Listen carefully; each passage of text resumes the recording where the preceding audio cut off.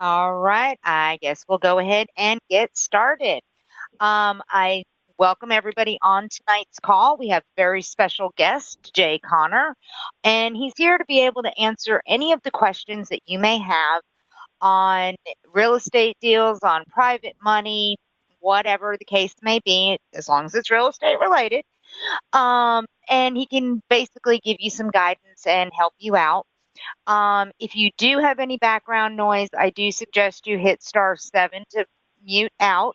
But if you'd like to ask questions, just hit *7 to unmute yourself. Um, well, let me go ahead and start. Jay, you there? I'm right here, Elsa. Thank you for inviting me on the call this evening. You're welcome. I'm glad to have you. I know your busy schedule. It's not always easy to get you. Well, that's true. But I tell you what I'm excited about. Carol Joy and I are home all this week and home the next week to celebrate, our Independence Day. So it's nice to be home. Home is always sweet. Well, I'd like to go ahead and see. First of all, I do have a handful of questions here, but I would like to see what questions we may have right now before I go ahead and read those off. Does anybody have any questions to start off with for Jay?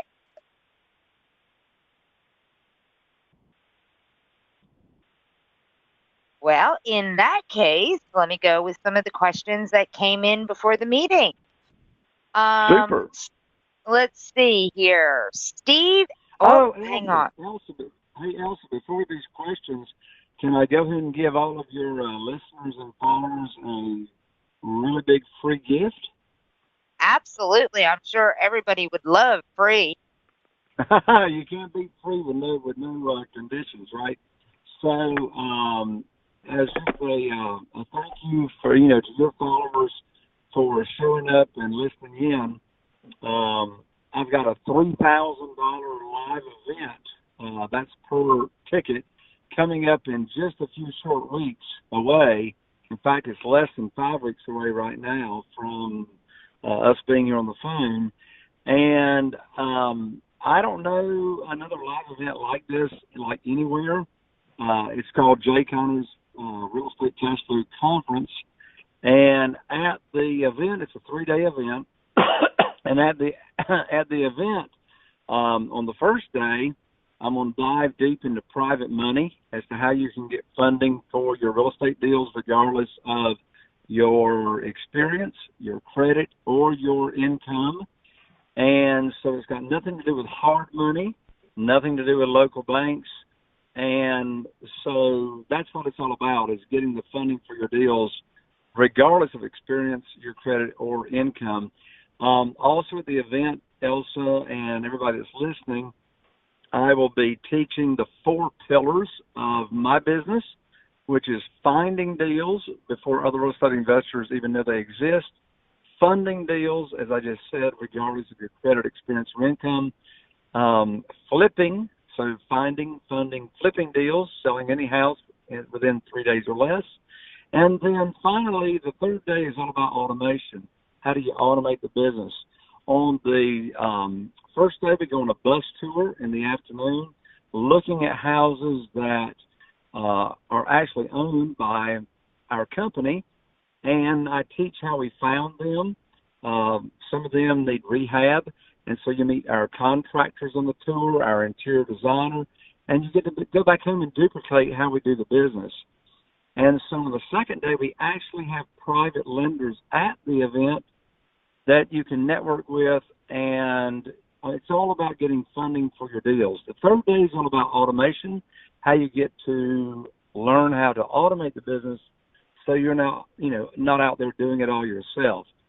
So here's the secret URL to register for free. There is a cheap registration fee, but the event itself is free. And that is jayconner.com/, all in lowercase, Elsa, ELSA. Thank you, Elsa, for letting me offer that gift to your listeners. You are welcome. And I'm also recording this, so I'll send out the replay link. But in it, there's also going to be a picture for the video part of this audio. So I just put it on that screen as well, so you'll have it when I send the replay link. Oh, perfect. Okay, so everybody on the call or that has registered will be able to see the link on here. Okay, great. All right. Well, do we have any questions that anybody wants to get started with, or should I just read the questions I have? Yes, this is only a telephone conference call, or are you on the computer, the internet also? This is just a conference call, but I am recording it with a picture so that you'll be able to have this as well. And I'm going to put this on YouTube. No, I'm calling from Georgia. I'm Desmond Sterling. Well, welcome. Oh, Elsa, is he from Georgia? I'm in Atlanta, Georgia, and my name is Desmond Sterling. Hi, Desmond. Well, I'm glad you're from Georgia. Since I'm in North Carolina, that's why I can understand you so well. Oh, originally Jamaica, West Indies. I thought maybe so. Well, welcome to the call. Thanks. All right. Does anybody have any questions for Jay to start with? All right, then I'll just start with these. And if you have questions, just let us know. Steve wrote in asking, how do I get funding without ever asking for money? That's a good question. I'm glad you asked the question, Elsa. Steve must have heard me say in the past that I've never asked anybody for money to fund mine and Carol Joy's deals. So to give just a little bit of back reference, we've actually been real estate investors here in Eastern North Carolina for 15 years now. And, you know, we've done hundreds and hundreds of deals. We've rehabbed over 350 houses. And the first 6 years that we were doing the business, I relied on local banks and mortgage companies for our funding. And so things were going great the first 6 years. And I called up my banker, whose name was Steve, the operative word being was, and I had 2 deals under contract with over $100,000 in equity and profit. And I called, my banker, Steve, and I told him, where they were located and the funding that was required and when I wanted to close. And there was this dead silence on the other end of the phone, which is never a good sign. And I learned very quickly I had been cut off from the banks for no notice. So some of you here on the call may recall what was going on in 2008, 2009, where everybody was cut off overnight with no notice. And so I knew I had to find a better way very quickly. And so I was introduced to this wonderful world of private money. And ever since that time, we have never missed out on a deal because we didn't have the money. But back to the question from Steve, how do I get money without asking?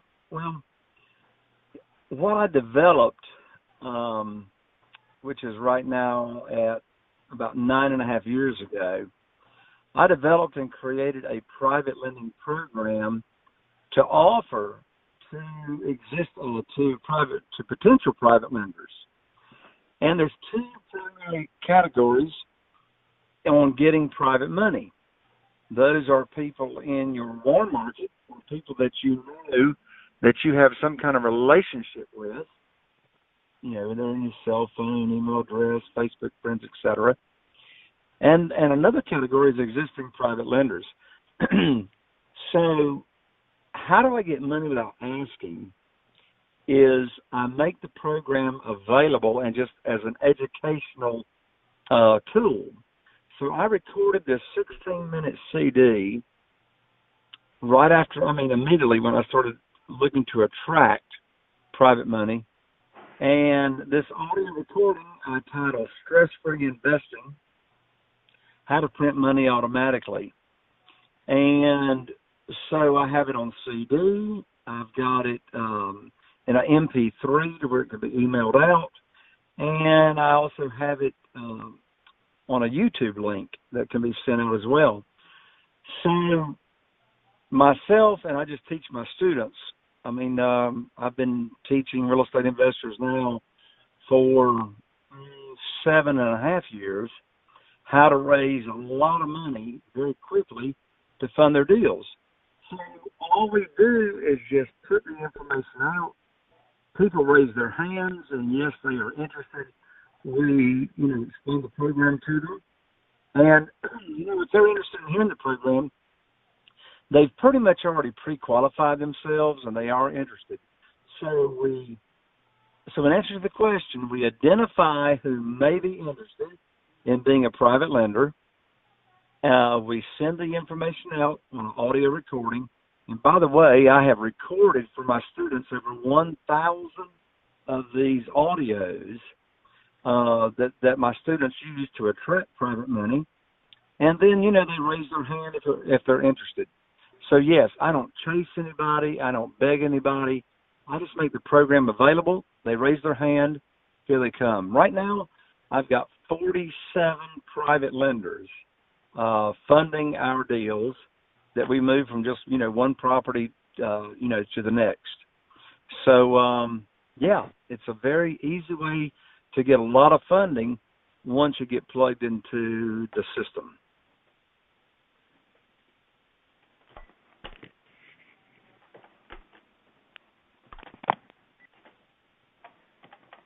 Can you hear me, Elsa? I can Hello, hear you. Elsa. Sorry, I had okay. muted. That's all I got to say about that. So that's really interesting. I never realized, I always thought when it was funding, you actually had to ask for the money, not kind of go the background on it. That's pretty interesting. Yep. We have another question here from Todd. Is it necessary to get a real estate license as an investor? Good question from Todd. So, when I started out investing in real estate, single-family houses particularly, that was one of my first questions to myself. And I had a few of my friends say, well, hey, Jay, don't you have to go get a real estate license to do this? And so here's the deal. The answer is no. You do not need a real estate license to do this business. And here's why. You have to have a real estate license in order to represent someone else that owns a property other than your own in order to sell it. But when I'm a real estate investor, my company or my land trust or whatever entity that I'm purchasing the property in, since I own the property, I don't need anybody to represent me. I get to represent myself. But that also triggers another question. What are the benefits and the downside to being a realtor and a real estate investor? Well, one upside is you don't have to get information off the multiple listing service from another real estate agent or realtor. So as a realtor, you can go into the MLS and do your own searches and et cetera. The downside to being licensed as a realtor, whenever you do direct mail marketing or any kind of marketing looking for motivated sellers, you have to disclose that you are a licensed real estate agent, which means the person that is getting your marketing may think you're just trying to get listings. So that's the upside and the downside. Elsa, I don't know if you can hear it or not, but we got some background noise going on. Yeah, I'm muting as I get background noise here. And anybody, if I mute you out because of background noise, just hit *7 if you have questions to ask. And it'll unmute you. Okay. We have another question here. I think this is pretty good from Mike. Is the private lender on the deed and is the private lender on the insurance policy? Okay, that's an interesting question. Is the private lender on the deed, and is the private lender on the insurance policy? Well, let me start with the first part of that question. Is the private lender... Well, by the way, Elsa, I should take a second and just define for everybody that's listening what a private lender is and what a private lender is not. So we're not talking hard money brokers. We're talking individuals, like us. I mean, I'm a private lender myself, but a private lender is an individual that loans their money out from their investment capital or from their retirement funds. Now, I didn't know anything, I hadn't heard anything about self-directed IRAs until 9.5 years ago. And so over half of my private lenders are private lenders that have retirement funds, and they need to transfer their funds over to a IRS-approved self-directed IRA company. The company that I now endorse is Quest, Q-U-E-S-T, IRA. So if you want more information about that, reach out to Elsa and, we can get information for you on the company. But anyway, back to the question. So is the private lender on the deed? The private lender does not own the property that they're loaning money on, okay? The private lender acts in the same capacity as a bank or a mortgage company. So since the private lender is a lender, they get the same protection. So the private lender gets a mortgage. Of course, here in North Carolina, it's a deed of trust. Most of the people call it a mortgage. That gives the private lender the legal authority to foreclose on the property if the borrower, the real estate investor, does not pay. They get a promissory note and proof of value and et cetera. Now, the second part of that question, Elsa, was, is the private lender on the insurance policy? And the answer is yes. And here's how they are on the insurance policy. The private lender is named as the mortgagee on the insurance policy, which means if there's an insurance claim on the property, mortgagees, like God forbid the house burns down, the mortgagee gets paid first. Just like, whenever a bank is the lender on the property, they're always named in first position as the mortgagee, which means they get paid first, and then whatever's left over, goes to the real estate investor. Good question. That's a real good question. Okay. I have a couple more questions here. Does anybody want to ask any questions before I go on to these questions? And remember, if you're muted, hit *7. I'd like to ask a question. Go for it. Hi, Jay. I'd like to know if... Hello. How are you? Fantastic. Fantastic. I'd like to know how we can use private money to invest with Jack Bosch's Land for Pennies program. Well, I'm not familiar with Jack's Land for Pennies program. Can you give me a short summary of it? And then I can tell you. What we do is we find people who are willing to sell their land, and they're selling it for between 5 and 30 cents on the dollar. Oh, gotcha, sure. Yeah, I know what you're talking about now. So here's how you use private money. Instead of giving a mortgage on the house, yeah, since you're buying at 5% to 30% on the value of the land, right? All you do is give the private lender a mortgage collateralized by the land, and that's a very, very low loan to value. That would well protect the private lender. So it's the same deal. You give your private lender a mortgage using the land as collateral instead of having a house on the land as collateral. No, we're just doing land. We don't want just dirt. Yep, got it. So, yeah, if you're buying the 5% to 30% on the value of the land, my land's, no pun intended, you'll well protect your private lender, you know, at that kind of loan to value ratio. Thank you so much. Absolutely. Good question. Anybody else have any questions? We got quite a few on here tonight. Yes, I have a question. Eric in Charlotte, North Carolina. Hey, Eric. My name's a fellow North Carolinian. Yes, sir. Yes, sir.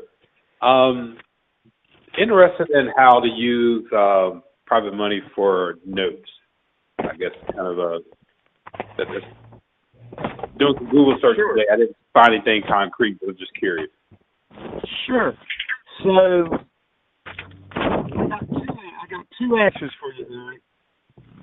You can borrow money from private lenders that is unsecured. I don't recommend it, and I don't do it because I like to give my private lenders, you know, security. So in that case, a note is actually an asset, just like land and houses are.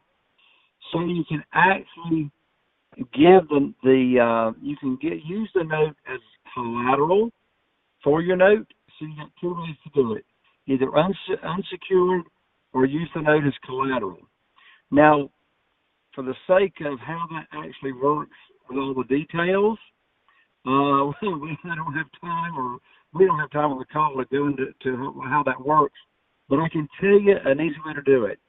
All you need to do, first let me ask you, do you have a relationship with a real estate investor-friendly attorney?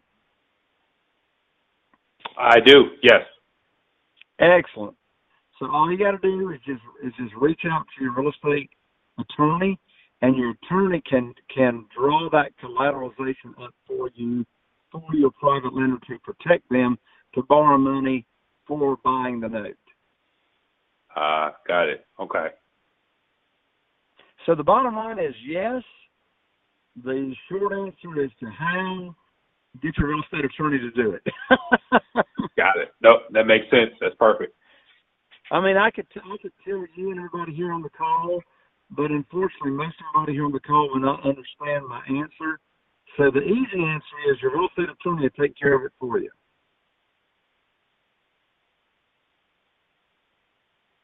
Good deal. All right. Do we have anybody else with questions?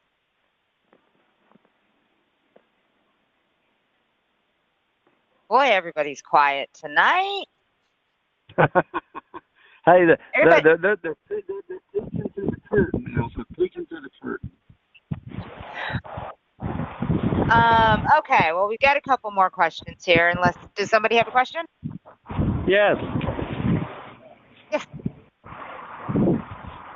Go for it. Just to follow up to the earlier question, Jay, should the interest rate that we're going to pay on land be more or less or the same as what we might do on house rehabs? That's a good question. What I'm paying right now across the board on houses with land, of course, houses have land, I'm paying 8% interest only across the board. The reason I'm paying interest only is because it's a win-win. It's a win for the private lender. It's a win for the real estate investor. When you're paying interest only, your private lender is making more money than they would if you were paying principal and interest. It's a win for you because your actual monthly payments are less on your cash flow. But on land, it really comes down to how much are you borrowing. So here's our little sum. If you're borrowing like, $20,000,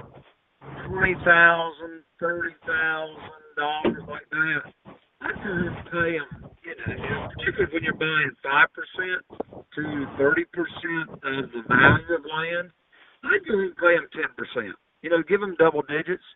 Because my lands, if you're going to double your money, give them double-digit returns. And we give them double returns. I'm sorry. Sorry, I apologize. No, go ahead. So And we can, if we're buying it for, say, $10,000, and we need another couple $1,000s for closing costs, so we could borrow, and we know we're going to sell it for 30 or more, then we could borrow 15 and make everybody comfortable. Because am I going to be paying him? Absolutely. Yeah, And am I going to be paying it to start? If you borrow 15,000 on and you're going to sell it for 30, then I mean, my lands, your loan to value is only 50%, which is protecting your private lender. I mean, in a big way. And I forgot the other question. So if we're good at 50%, and so am I going to be paying the private lender monthly on the interest? Oh, good question. So in my program, here's what I do. I give the private lender the choice because every private lender has got different objectives and different needs. So, for example, I closed on a deal today.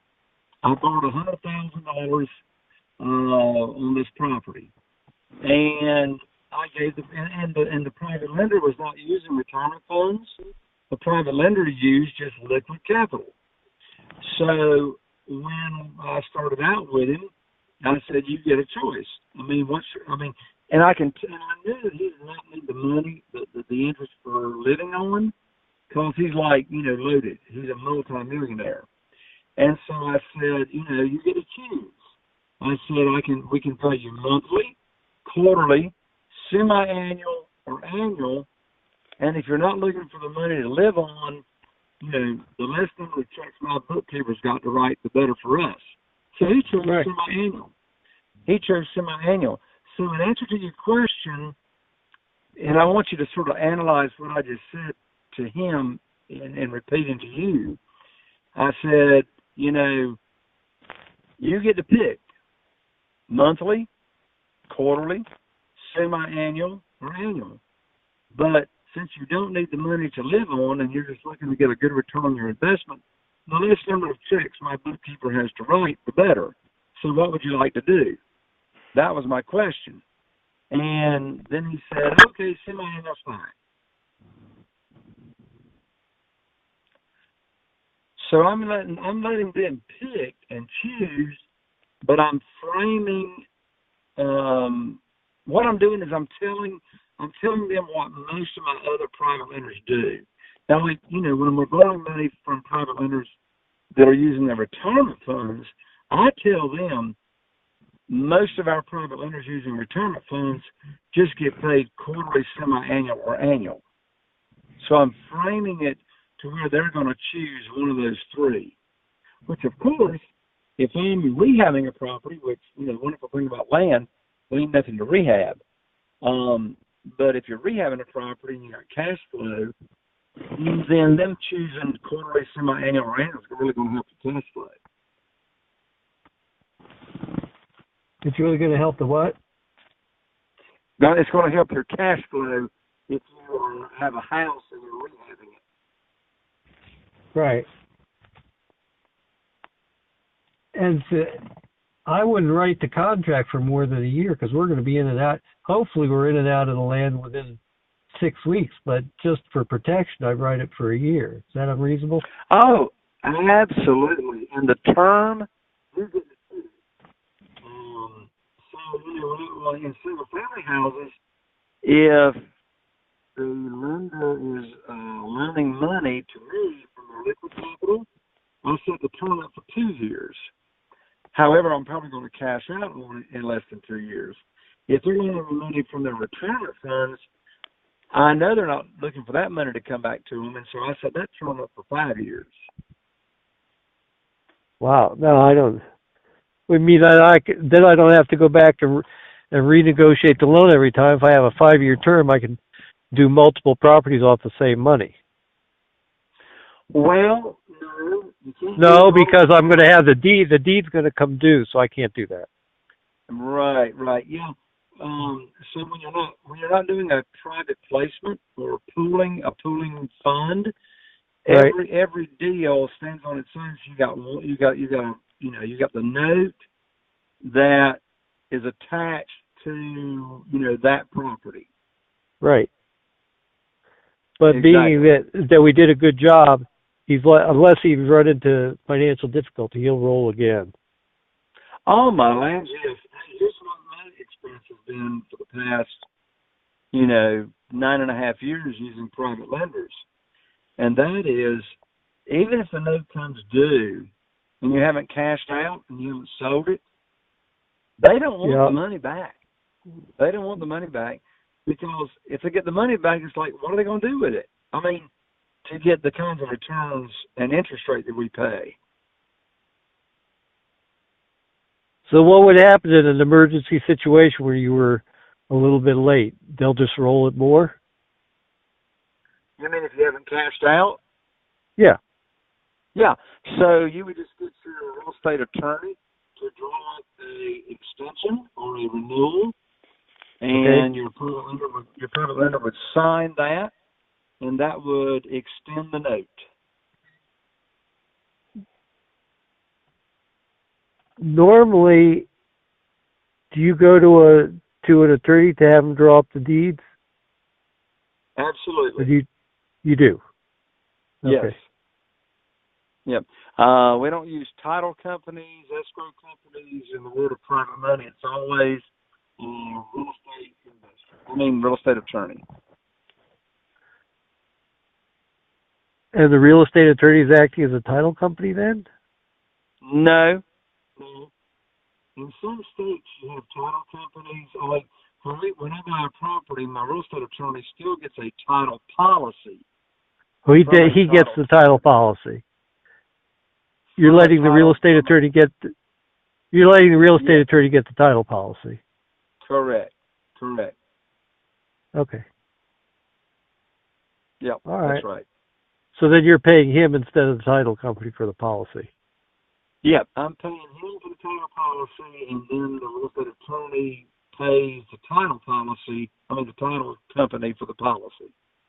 Okay. So the insurance premium for the title policy is on the HUD settlement statement. Okay. Excellent. All right. Very good. Back to you, Elsa. All right. We have any other questions out there? One more. Can Jay share with us his attorney's name? Well, I'll be glad to give you the firm's name, but they only practice here in Carteret County. Okay. North Carolina. Where are you located? Right now I'm in California. California. Yeah. My real estate attorney wouldn't do you any good. Yeah, he would, because I'm buying some land back your way. Oh, are you? What town? I can't remember it's Iredell County. Oh, yeah, that's in Iredell. That's over by Iredell. me. Yeah, that's over Charlotte, by me in North Charlotte. That's where Elsa is. Yep. Okay. And I do know So of an attorney here. Does he work for that, or would else have a better I name? know he works in Cabarrus County and Mecklenburg. I'm not sure if he works Iredell, but probably. So I can get you that information. If you want, you can email me Okay. at info@innovative reinvestors.com. Info At RE Investors. It's innovative. So INNOVATIVE Yeah. RE Investors with an S.com. I'll do that. Thank you so much. Try to get that shortened up.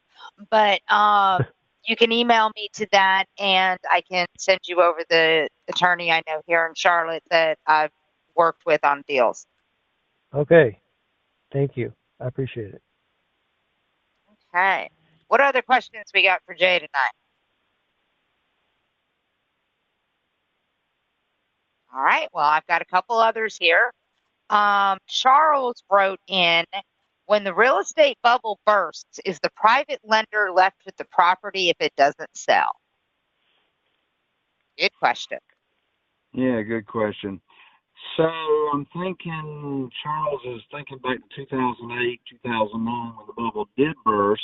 Right. And of course, there are, you know, is there going to be a correction again? Of course there is. I mean, just, you know, nobody knows when it will be. My opinion, I don't think so anytime in the near future, but none of us have a crystal ball. So the question is, what did you say also? Will the private lender be, say it again? Is the private lender left with the property if it doesn't sell? Okay. So, as I mentioned a moment ago, when I do deals and borrow private money, which I do a lot of, my rule is do not borrow more than 75% of the after repaired value. Or if it's just land, which Elsa, you've got some listeners or, you know, callers here that are in the land business. So if there's a house on the property, don't borrow more than 75% of the after repaired value. If it's just raw land, I would say don't borrow more than 50% of the value of the land. And we had an example of that a moment ago. So the private lender always gets a mortgage or deed of trust. In case of default, they are protected. But in answer to this question about the bubble bursting, so that's why we don't borrow on single-family houses more than 75% of the value. And here's why. If there is a market correction, we all are going to know if prices are coming down. In that case, the real estate investor, the borrower from the private lender, can reduce the price all the way down to 75% of its value, get it sold, liquidated at a fast, quick sale price. The private lender will be made whole and get all their money. We, as a real estate investor, we will not make as much profit as we were, looking to get. But you can reduce the price 25% and still make your private lender whole, losing no money. So the answer is no. They're not left holding the bag. That's why we've got a nice equity cushion for our private lenders. Good deal. All right, I've got one last question here, and that is from Ben. How do I find leads for my first deal? Well, of course, I got an answer to that one too, but. Yeah. Well, hey, you want to go first or me? Go for it, Jay. I know what your answer is because, I use your service. And that's using U.S. virtual assistants, for those that don't know. Right. So, anyway, finally, my first deal. So, one of the fastest ways and still the most inexpensive ways to find deals, other than Elsa's service, is bonnet signs. I mean, bonnet signs still work today. They've worked for decades.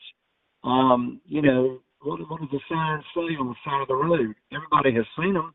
I buy houses. Cash, C-A instead of an S, $H. Any condition, all areas, quick closings, and then the phone number to, Elsa and her virtual assistants to take the call, and they fill out the property lead sheet. Signage. Another quick way to find your deals is, you or Elsa's team can call FSBOs on for sale by owners on Craigslist and other sites. I do a lot of Facebook advertising. I'll go ahead and give out right now my 2 secret criteria for Facebook ads looking for motivated sellers. That's 35 years or older. Not the house, the person that you're targeting. So they are 35 years or older, and the zip code that you are, targeting. Of course, yellow letter campaigns. If you don't know what a yellow letter campaign is, Elsa can tell you. And there's great lists to get, absentee owners, free and clears, pre-notice of default. Those are just a few that come to mind right away. I have another one too. If you're not familiar with this, it's a free site, which of course free is always great. It's IF as in Frank TTT.com. It stands for if this then that. IFTTT.com. Through that, and right now they're having a little bit of a glitch, but they're fixing it. You can set up what they call an application that every time an ad gets posted on Craigslist that meets your criteria of what you're looking for, you get an email to you. So you don't even have to search. Now, like I said, their link is messed up right now. They are in the process of fixing it. But it's a free service, and you can sign up, and then you can get them delivered to you, and then you just need to call them or get a VA to call them and get the information that you need. Another way is if you're looking for the pretty houses, then you can sign up on Zillow with your criteria and get notifications every time a house hits Zillow as well. So those are free ways to get sellers contact or you to get the information on seller ads so that you can contact them and get your deals done. Well, that's pretty cool, Elsa. I hadn't heard about the IFTTT.com. I actually have a presentation I can do on that as well. Awesome. Because I actually teach that at the React events. So IFTTT is really cool. I mean, you can do stupid things on there like send me a text if it's going to rain today. You know, you can do all kinds of little things. But the important things is that or your social media. You can actually stay current on all your social media sites just by setting it up to where when you post on one, then it goes out to the others.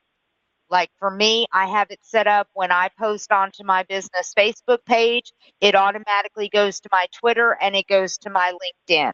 So I'm staying current on those without having to log in and manually post each day or paying for something like Hootsuite because it's free. Oh, that's cool. The Facebook Marketplace is also a very good place to find deals. I mean, there's always a lot of yard sales type of items in there, but there's also houses being posted in the marketplace. So look at your local marketplaces in Facebook. And you can find some good deals there too.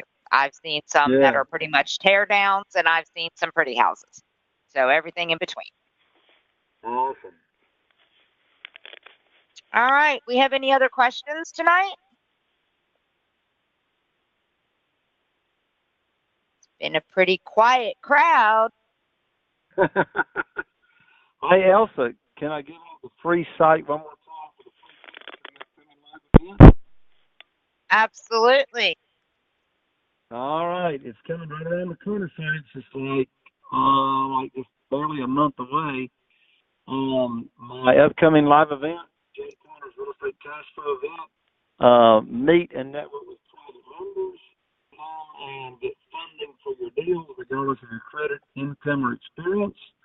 Learn the 4 pillars of my business, which is finding deals before other investors know they exist, funding your deals, flipping them in 3 days or less, and how to automate the business.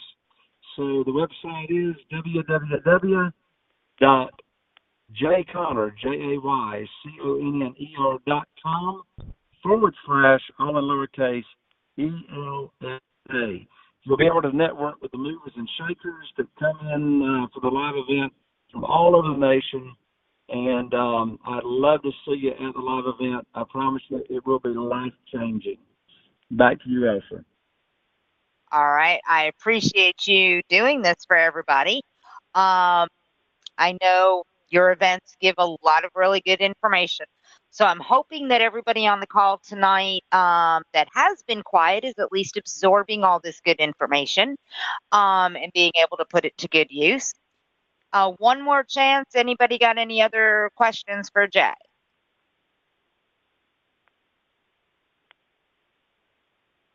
All right. Well, I appreciate your time tonight, Jay. Oh, thank you so much for having me on, Elsa. I really enjoyed it. And, of course, I appreciate your fantastic VA services. Well, thank you. It's been a long time we've been working together now. 9.5 years. Yep. It's amazing. So, all right. Well, thank you for joining us, everybody. And just remember, we do this every month. Just every month is a different specialist. So thank you for Jay. coming on. You're welcome. I enjoyed it, y'all. Everybody have a good night. All right. Good night. We'll see y'all. Bye-bye.